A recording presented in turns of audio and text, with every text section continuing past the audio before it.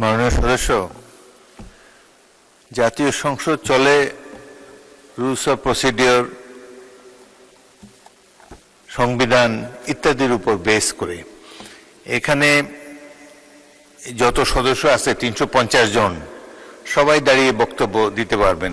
এরা সবাই নির্বাচন করে আসছে, কেউ সরাসরি কেউ পরোক্ষভাবে নির্বাচিত হয়ে আসছে। বক্তৃতাতে সবাই সমান পারদর্শী। আর সমস্যা তো অন্তহীন বাংলাদেশের।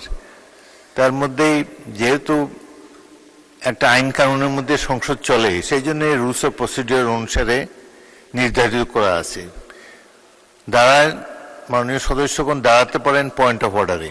পয়েন্ট অফ অর্ডার কোন ইস্যুতে করা যাবে? চলমান বিষয়ের উপরে। মুজিবুর রহমান সাহেব যেটা বলেছেন সেটা ভ্যালিড। তিনি দেখেছেন যে আমি মাথা ঝুঁকিয়ে সম্মান প্রদর্শন করেছি, এটা ওনার পছন্দ হয় না, এই সংসদের রীতির খেলাপ বলে তিনি মনে করেছেন।